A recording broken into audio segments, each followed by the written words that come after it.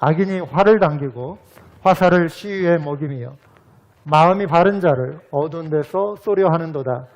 터가 무너지면 의인이 무엇을 하랴?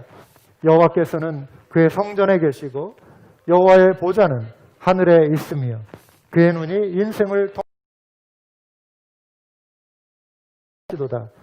여호와는 의인을 감찰하시고 악인과 폭력을 좋아하는 자를 마음에 미워하시.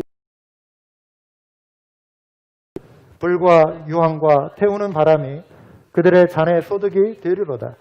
여호와는 의로우사 의로운 일을 좋아하시나니 정직한 자는 그의 얼굴을 배우리로다. 푹 가라앉는 일이 생깁니다. 뉴스를 통해 싱크홀이라고 하는 그 표현이 있잖아요. 땅이 푹 꺼져요. 사고로 이어지기도 하죠. 어떤 때는 지진이 나서 막 산이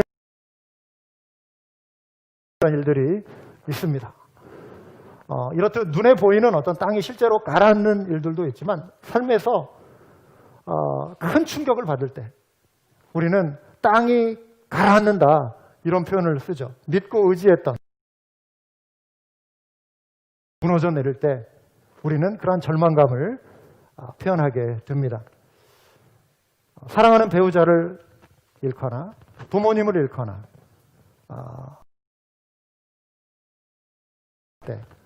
우리는 땅이 꺼지는 충격을 경험합니다. 여러분 나라가 망할 때는 또 어떻죠? 코비드 기간 중에 제가 넷플릭스라고 하는 드라마를 하나 이렇게 봤어요.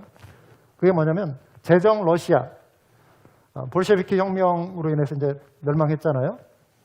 마지막 그 짜르 니콜라이 2세의 그 삶을 다룬 내용이었어요. 황제로서 그 나라가 정말 영원할 것처럼 생각했지만 제정 러시아가 전쟁 속에서 국민들이 굉장히 지치고 힘든 상태에서 황제가 국민들을 제대로 백성들을 돌보지 못해요. 분노가 이제 폭발해서 그것이 혁명으로 이어졌습니다. 우리가 소위 아는 볼셰비키 혁명, 1917년에 일어난 그 혁명은 볼셰비키 혁명이 제정 러시아 그냥 다른 어떤 정치적인 세력이 사실은 제정 러시아를 무너뜨렸어요. 그리고 볼셰비키 당이 이제 정권을 보니까 어쨌든 영원할 것 같던 그런 제국이 무너져 나라가 무너질 때도 땅이 흔들리고 땅이 꺼지는 그런 경험을 하게 되는 것이죠. 니콜라이 2세 그 가족이 이제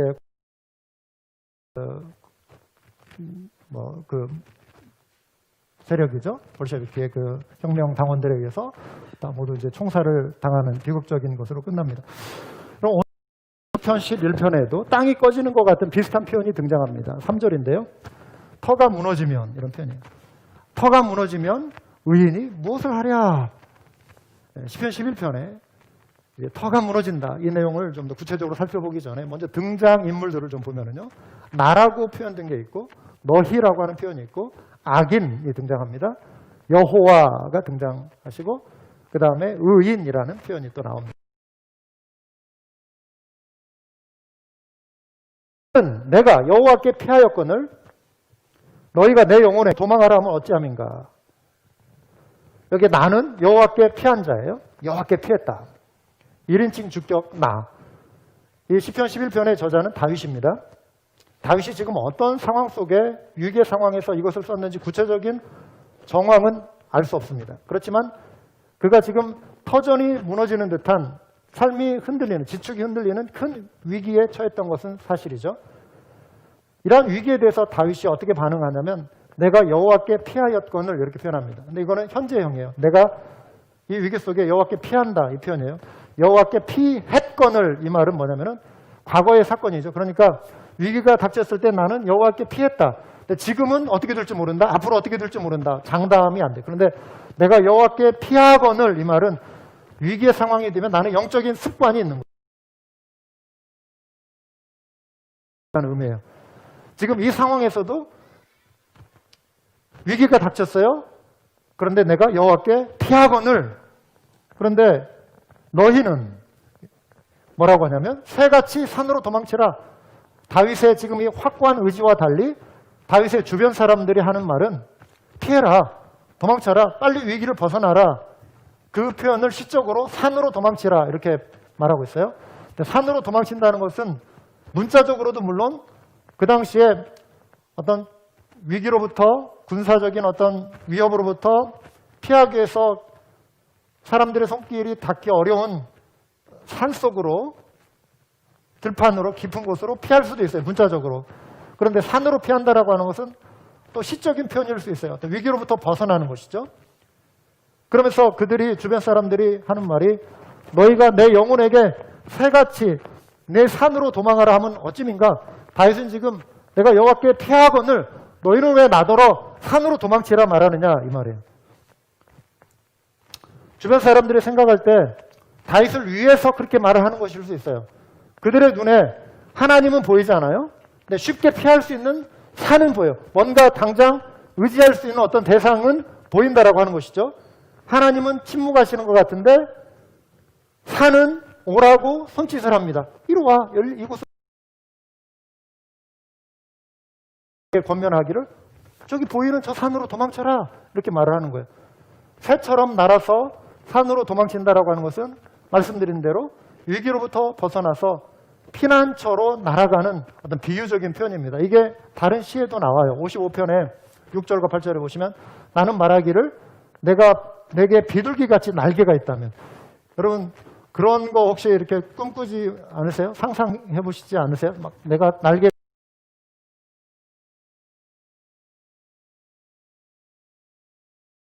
어떤 때 여러분 그런 생각 안 드세요? 좀 벗어나고 싶다. 좀 탈출하고 싶다. 이 고단한 삶에서, 이 복잡한 삶에서 좀 멀리 날아가서 좀 푹 좀 쉬었으면 좋겠다. 피하고 싶다. 벗어나고 싶다. 근데 그게 지금 이 시인의 마음에도 오래전에 기록된 이 시편에도 그런 마음이 담겨 있는 거예요. 인생사는 뭐 그때나 오늘날이나 환경은 좀 다를 뿐 당하는 어떤 아픔이나 괴로움은 인간이 느낄 수 있는 괴로움은 동일하죠. 이 고통 중에 이 육신의 생명을 지금 위협하는 상황도 있는데 정신적인 고통도 있어요. 깊은 어떤 우울증, 삶의 스트레스, 마음을 괴롭히죠. 압박감이 생깁니다. 그리고 여러분 가운데 나 좀 어딘데 감당할 수 없는 압박감 때문에 잘못된 산으로 가려고 하는 분들이 종종 생겨요. 스트레스나 압박감을 피해서 의존하게 되는 것이 고통을 잊기 위해서 술을 대기 시작합니다. 그러면은 그 술에 취해서 그 순간에 이게 고통을 잊어버려요. 괜히 기분이 좀 좋아지는 것 같고 이성적인 어떤 막 그 뭔가에 골똘했던 그 고통이 사라지니까 그 느낌이 좋은 거예요. 그 순간에 내가 안식을 취한다라고 여기는 거예요. 그래서 술을 마셔요. 그런데 어떻죠? 깨어나면 문제가 해결됐나요? 문제는 그대로 있는 거예요. 그리고 마음은 더 복잡하고 몸은 더 괴롭고 그래요. 또 그게 견디지 못하니까 그날 오후 되면은 저녁도 안 됐는데 미리부터 술을 마셔요. 그 시간을 감당할 수가 없는 거예요. 견딜 수가 없으니까 또 술을 막 마셔요. 그리고 그냥 잊어버려요. 이게 반복될 때 술에 알코올에 의존하면서 결국은 노예가 되고 고통은 해결되지 않고 잘못된 산으로 가는 것이죠. 미국 같으면은 마약을 너무 쉽게 구할 수 있어요. 한 번 손대면 그거는 끝장나요. 끝장나요. 정말 위험한 마약들, 독한 마약들 있거든요. 그러면은 완전히 폐인이 돼버려요. 그러면서 그런 식으로 어떤 환각과 순간의 그 고통을 이렇게 탈출하려고 하는 그 산을 잘못된 것이죠. 세상의 쾌락도 마찬가지고 잠깐 즐거움은 주지만 지나고 나면은 또 굉장히 허무하고 문제는 해결되지 않아요. 마음의 고통은 사라지지 않아요. 어떤 사람은 결코 올라가서는 안 되는 산을 또 기웃거리는 사람이 있어요. 어떤 경우죠? 자살. 극단적인 경우에 죽음의 산을 택하는 사람들이 있죠. 요즘에 많은 사람들이 정말 이 삶의 고통을 견디지 못해서 그 탈출구를 찾아가는데 그것을 잘못된 산, 죽음을 택하는 스스로 이러한 경우들이 있단 말이죠. 여러분, 어둠의 속삭임이 산으로 도망치라고 하는 속삭임 중에 가장 위험한 속삭임이 바로 이런 거예요. 여기에서 너희라고 표현된 주변 인물은 다윗 주변에 있는 실제적인 어떤 동료들, 친구들일 수도 있는데 다윗 내면의 자기 자신의 어떤 목소리일 수도 있어요. 성경에 보면은 내 영혼아 네가 어찌하여 낙심하며 어찌하여 내 속에서 불안하여 하는가 하면 그게 자기가 자기 자신에게 말하는 표현이거든요. 시편 42편에. 그러니까 내가 나 영혼에게 스스로 속삭이는 거예요. 그런 것처럼 이 상황에서도 너희가 나더러 산으로 피하라면 어찌미냐. 자기 마음에 다윗의 마음속에 내면에 그런 속삭임이 있는 거예요. 어떤 타협하라. 이 상황을 그냥 고통을 벗어나기 위해서 네가 쉽게 택할 수 있는 그 길을 택해라. 하나님 글쎄 하나님이 널 도와줄 수 있을 것 같아? 이 위기 속에서 너를 해결할 것 같아? 이 고통으로부터 너를 지켜주실 것 같아? 벗어나게 할 것 같아? 아니야, 네 눈앞에 보이는 뭔가 쉬운 길이 있잖아. 당장 네 아픔을 해결해 줄 거 그거 붙잡아. 그 마음이 다윗에게 속삭임으로 다가올 수도 있었다라고 하는 것이죠. 다윗 내면 어떤 갈등이 일어날 수 있다라고 하는 것입니다. 평소 어려움이 닥칠 때 만큼은 하나님이 아닌 다른 대상을 더 나에게 힘을 줄 수 있을 것 같고 나를 보호해 줄 것 같은 생각이 찾아왔다라고 하는 것이죠. 사랑하는 여러분, 낙심이 찾아올 때 내 내면에 다른 소리가 나로 하여금 하나님이 아닌 눈에 보이는 쉽게 그리고 선택해서는 안 될 정말 피해야 할 그 산으로 그러니까 가까이 하지 말아야 할 그 산으로 여러분을 유혹한다. 속에서 모든 걸 그냥 내려놓고 싶고 포기하고 싶은 어떤 그런 마음이 찾아올 때 여러분 내면을 향하여 여러분들이 말씀을 선언해 주셔야 돼요. 여러분이 여러분 자신을 향하여 말씀해 주셔야 돼요. 죽고 싶을 만큼 패배감을 느끼고 좌절을 맛볼 때 우리는 우리 스스로에게 괜찮아. 그렇게 말해줄 수 있어요. 괜찮아. 괜찮아. 그럴 수 있어. 포기하지 마. 힘을 내. 내게 능력 주시는 하나님을 의지하자. 그러면서 우리 자신에게 용기를 주고 우리 자신에게 힘을 줄 수 있어야 돼. 너는 그래 이거밖에 안 돼. 뭐 너 이제 끝났어. 뭐 이런 어떤 부정적인 어둠의 생각이 여러분을 사로잡으려고 할 때 여러분 자신을 향하여 하나님의 말씀을 주장해 주시고 거울을 향해 거울 앞에 서 있는 여러분에게 여러분의 영혼을 향하여 외쳐주시기 바라요. 하나님의 말씀으로 권면해 주시기 바랍니다. 이게 그 능력이 있어요. 하나님의 말씀으로 내 영혼을 깨우는 것, 능력이 있음을 믿으시기 바랍니다.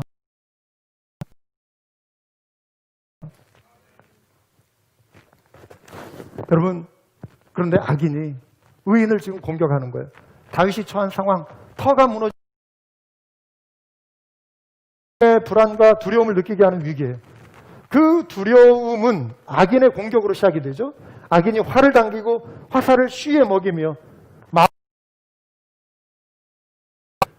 지금 활 시위를 탁 당기면 당긴 것을 탁 놓으면 그대로 날아와서 내 심장에 꽂힐 머리가 하얗게 정말 백지 상태가 되고 아무 생각이 찾아오지 않은 그 공포감 그 자체. 그런데 때로 우리가 충격을 받을 때 이런 어떤 신체적인 어떤 정말 정직하고 의롭게 살고자 하는 자들을 말로 협박하고 비웃고 조롱하는 것. 이 말로 화살을 쏴대는 것. 이것도 굉장한 어려움이죠. 자, 여기 터가 무너지면 의인이 무엇을 하랴? 저는 의인이 신체적으로 정신적으로 자유를 빼앗기는 상황에서 다윗이 스스로에게 무엇을 하랴? 흔들리고 지축이 흔들리고 터가 무너지는 상황에서 의인이 무엇을 하랴? 악인은 질서입니다. 의의 기준이에요. 법질서예요. 법은 무엇을 누구를 위해 있죠? 약한 자들을 위해 있어요. 강한 자들은 자기 힘으로 그냥 살아가요. 빼앗고 자기 힘을 이용해서. 그러니까 항상 당하는 사람은 힘없는 적인 질서 체제가 법이죠. 그런데 악이 성행하면 그 법마저 기능을 못해요. 이런 것이 무너져 내릴 때 의인은 누구를 의지해야 하는가? 누구를 붙잡는 것이죠. 그 법에는 또 신앙의 자유를 보장하는 것도 포함되어 있습니다. 자유로운 신앙 활동을 인정하지 않는 그런 국가들이 여전히 전 지구에 많아요. 정치 지도 하게 되죠. 하나님이 제정하신 결혼은 한 남자와 한 여자의 만남이에요. 이거는 창조의 질서입니다. 이 질서를 허물어뜨리는 거예요. 남자와 남자가 결혼할 수 있다라고 말해요? 여자와 여자가 결혼할 수 있다라고 말해요? 자식을 입양해가지고 그렇게 살아요? 2명의 아빠가 자식을 키워요. 2명의 엄마가 자식을 키워요. 여러분, 사회 일각에서는 성경적인 가치관이 옳다라고 주장하고 그렇게 살고자 하는 그리스도인들을 차별주의자라고 매도합니다. 심지어 증오 그룹이라고 그리스도인들을 매도해요. 기준 한 남자와 한 여자, 이거는 너무나 그동안의 인류 역사 속에 이건 지극히 당연한 것이고 창조의 질서인데, 이 창조의 질서대로 살고 이것이 옳다라고 말을 하면 당신들은 소수를 차별하는 차별주의자다, 증오 그룹, 이런 식으로 매도합니다. 정치인들 자신의 기존 입장을 손바닥 뒤집듯이 뒤집는 정치인들이 많이 있습니다. 터가 무너진 이 시대의 사회의 단면이라고 하는 것입니다. 여러분, 터가 무너지면 의인이 무엇을 하랴?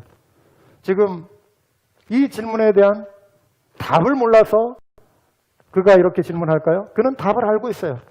이미 1절에 그 답을 그가 말을 한 바 있습니다. 선포한 바 있습니다. 피하거늘 너희가 나더러 산으로 도망가라 하면 어찌 미뇨? 답이 있어요. 답을 알고 있어요. 그러면서 악인이 활을 당기고 죽이려고 하고 사회 근간이 무너지고 또 삶의 지축이 흔들리고 삶의 절망감이 찾아오고 낙심이 찾아오고 터가 무너지는 상황에서 의인이 무엇을 해야 하는가? 답이 없어서가 아니라 자기 독백이며 답을 확신하기 위해서 이런 질문을 던지는 것이죠. 여호와께 피하는 것이죠. 여호와께 피한다는 것은 위기의 상황 살겠다라고 하는 각오입니다. 어떤 상황에서도 하나님을 향한 믿음을 지켜가겠다. 하나님이 이 상황 속에서도 하나님이 우리의 삶을 지키시고 정말 견고한 반석 되시는 그 하나님 안에 내가 서겠다 결단하는 것입니다. 남유다가 멸망했을 때 선지자 예레미야가 여러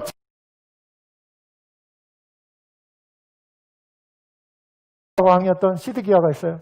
그가 예레미야를 불러서 궁금하니까 자꾸 물어봐요. 우리나라가 어떻게 되겠냐?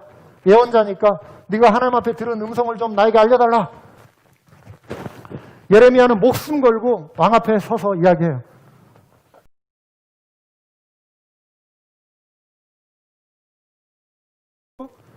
백성들의 사기를 꺾는다고 하는 그런 어떤 핑계 대가지고 죽일 수도 있어요. 기분 나쁘게. 실제로 많은 사람이 핍박하고 예레미야를 죽음 직전에 정말 굶어 죽이려고 깊은 웅덩이에도 가두고 매도 때리고 많이 그랬어요. 핍박을 했어요. 예레미야의 경고를 심각하게 받아들이지 않았어요. 마침내 바벨론이 예루살렘을 점령합니다. 그제서야 시드기야가 다급해가지고 놀래서 군사들을 이끌고 야반도주를 해요. 야반도주. 성문 하나를 통해서 광야로 도망치는데 마치 새처럼 산으로 도망치는 거예요. 바벨론 왕이 그 군사들을 보내서 왕이 추격을 하게 합니다. 여리고 평원에서 붙잡히죠. 그래가지고 그 시드기야 왕을 그리고 군사들을 끌고 와가지고 바벨론 느부갓네살 왕 앞에 무릎 꿇고 무엇을 하냐면은 그 시드기야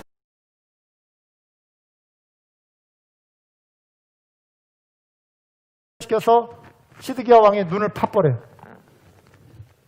눈을 뽑아요. 눈을 뽑아내고 그 다음에 쇠사슬로 묶어서 바벨론으로 끌고 갑니다. 살아생전에 아름다운 하늘을 보거나 정말 공중에 푸른 하늘 예쁜 꽃을 봤으면 눈을 감고서도 그거 연상하면서 그냥 그런 거 추억하면서 마음의 위로를 삼겠지만 앞에 펼쳐진 고통, 그가 마지막으로 눈에 담고 기억에 담고 이제 더 이상 눈을 뜰 수 없는 그 비참한 현실을 그 왕이 맞이한 것입니다. 나라가 무너지고 많은 사람들이 죽어가는 상황 속에서 시드기야와 반대로 하나님께서 한 사람을 특별히 지목하면서 그를 살릴 것을 예레미야를 통해 말씀하세요. 구스인 에벳멜렉이라고 하는 사람인데요.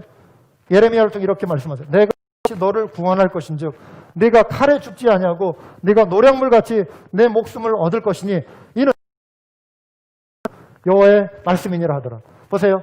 똑같은 상황에서 왕과 많은 사람들은 하나님을 신뢰하지 않고 하나님의 그 경고를 한 사람, 구스인 에벤멜렉이라고 하는 이 사람은 하나님을 두려워한 사람이었어요.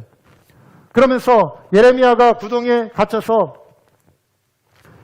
막 정신이 없으니까 누가 뭐 돌보겠어요? 음식이나 제대로 줄 수 있겠어요? 이 사람이 걱정이 되는 거예요. 하나님의 사람 예레미야가 저것에 굶어서 저렇게 죽으면 안 되는데, 그래서 목숨 걸고 왕에게 와가지고 예레미야가 지금 이런 상황인데 이 사람이 죽게 됩니다. 이 사람을 꺼내서 생명은 보존하게 해주십시오. 이렇게 간청을 했던 인물이었습니다. 하나님을 두려워하고 하나님을 믿고 하나님의 사람을 위해서 자기의 목숨까지도 위험에 내놓을 수 있었던 이 사람을, 그래서 에벤멜렉을 하나님께서 특별히 지목하면서 그를 살리겠다, 보존하시겠다. 여기에서 지금 산으로 피하라, 산으로 피하라. 지금 시드기야 왕은 문자적으로 산을 향하여 지금 도망치고 있었지만 이 에벤멜렉이라고 하는 이 사람은 여호와께 피한 사람이에요. 누가 안전했죠? 누가 생명을 보존했죠? 산으로 피하려고 했던 사람이 생명을 보존했습니까? 아니에요. 전능하신 하나님, 생명을 주관하시는 그 하나님을 신뢰하고 하나님을 믿었던 이 한 사람이 전쟁의 칼날과 그 죽음의 위협의 그 한복판에서 목숨을 건지게 되는, 여호와께 피할 때에 하나님이 그를 구원하시고,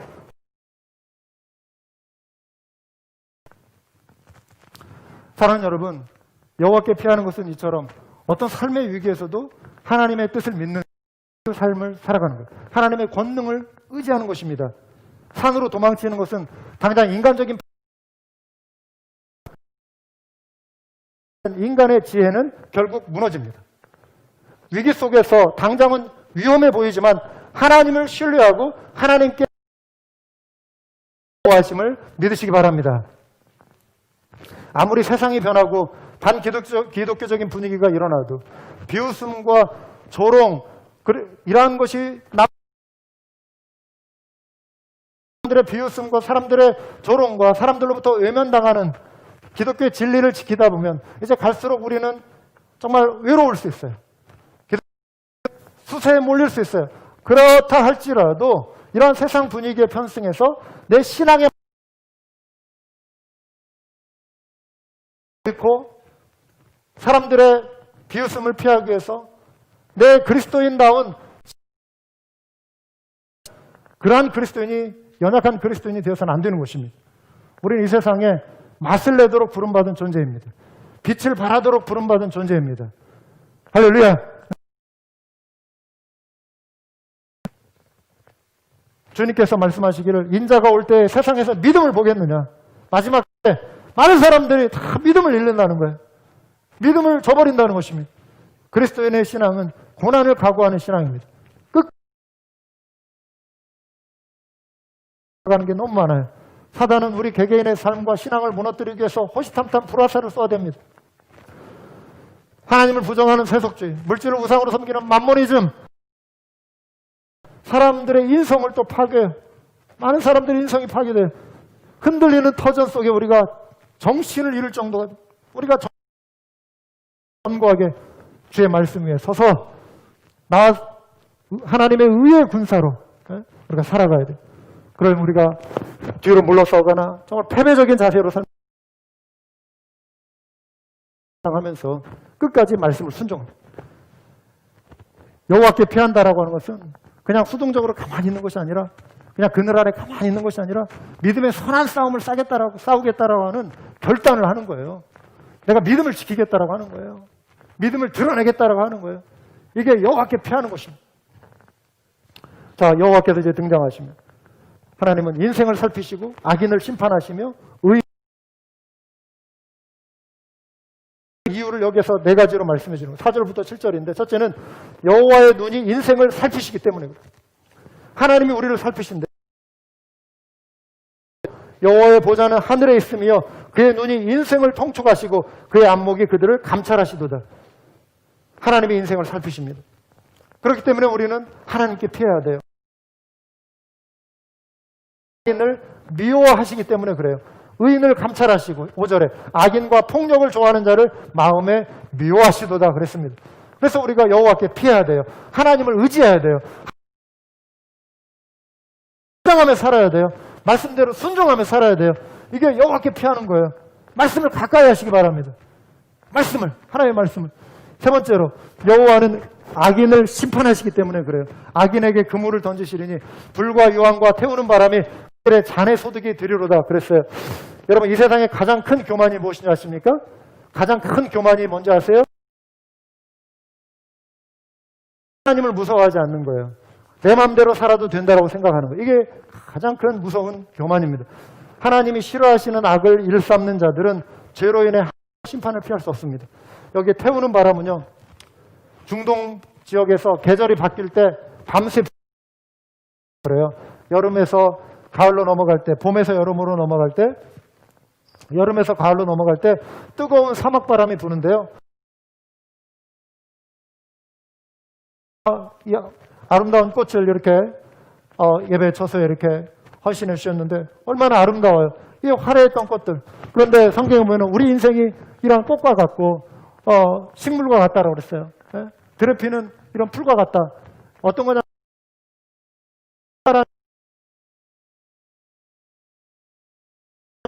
강렬한 그 뜨거운 바람이 샥 지나가면서 이 정말 예쁘고 화려했던 우리 인생이, 예?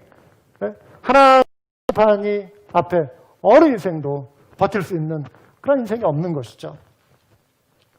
그리고 불과 유황, 소돔과 고모라 성을 멸망했던 그 심판, 한 집안의 가장이 식사 자리에서 식구들에게 물을 가득히 따라준답니다. 이 중동의 식사 문화가 그렇대. 그 풍습을 비유한 것인데 악한 자가 받을 잔의 심판이 있다라고 하는 것이죠. 자, 여호와께 피해야 할 네 번째 이유는, 여호와는 하나님의 사람, 하나님을 의지하는 자. 여러분, 우리가 100% 완벽해서 하나님이 우리를 사랑해 주시는 거 아니에요? 우리 다 부족하죠. 그렇지만 하나님께 우리가 도움을 구하고 하나님의 은혜를 사모하고 하나님께 기대, 하나님의 의를 힘입는 것입니다. 예수 그리스도의 보혈을 힘입는 것이죠. 여호와는 의로우사 의로운 일을 좋아하시나니 정직한 자는 그의 얼굴을 배우리이다. 여호와의 구원을 의미하는 거예요. 여호와의 존전에 나아가 하나님 주신 복을 누리는 거예요. 사랑하는 여러분, 이 꺼지는 듯한 어떤 위기가 찾아와도 안전해 보이고 쉽게 보이는 그런 산이 아닌 영원한 피난처가 되시는 하나님께 여러분의 믿음을 드리시기 바랍니다. 부모를 잃고 고아가 된 자들에게 하나님이 영원한 아버지가 되십니다. 배우자를 잃고 슬픔 가운데 있을 때 하나님이 위로자가 되어주십니다. 땅, 집을 쫓겨났을 때 하나님의 나라가 우리가 가게 될 영원한 본향이 되는 것입니다. 나그네는 그래서 소망이 있어요. 우리는 나그네들, 나그네 본향을 향해 가는, 안식처를 향해 가게 됩니다. 건강을 잃었을 때 치유자 되시는 하나님을 바라볼 수 있습니다. 회복될 수 없을 만큼 건강이 악화되었을 때 부활의 새 몸을 사모할 수 있어야 합니다. 어느 누구도 죽음을 피할 수 없어요. 때가 되면 주의 부르심을 다 받게 돼요. 그럴 때 부활을 소망하며 마음의 평, 사회가 혼란스러워도 끝까지 여호와 하나님께 소망을 두며 또한 살아가야 합니다. 삶의 고통과 위협이 찾아와도 우리를 끝까지 여호와께서 끝까지 우리를 끝까지 지켜주실 그 여호와께 피하를 구원하실 것입니다. 우리가 믿고 의지하던 무엇이 사라질 때 아픔이 있지만 우리 여전히 든든한 반석이 되시는 그리스도께 우리의 마음을 의뢰할 때, 맡길 때, 우리의 삶을 맡길 때 주실 것입니다. 여호와의 그늘 아래 안식하며 안전하게 구할 수 있을 것입니다. 왜요? 예수 그리스도께서 우리의 유일한 소망이시기 때문에 그래요. 그래서 결론적으로 시편 11편의 내용 이렇게 요약할 수가 있습니다. 터가 무너질 때, 터가 흔들릴 때 여호와께 피하라. 오직 여호와께 피하는 자만이 여호와의 얼굴을 뵐 것이다. 찬송가 488장은 이 몸의 소망 무엔가라고 하는 제목의 찬송입니다. 여러분 잘 아시는 찬송이에요. 이 찬송을 하는 목사님인데요. 그분의 이 찬송가를 쓰신 배경을 찾아봤어요.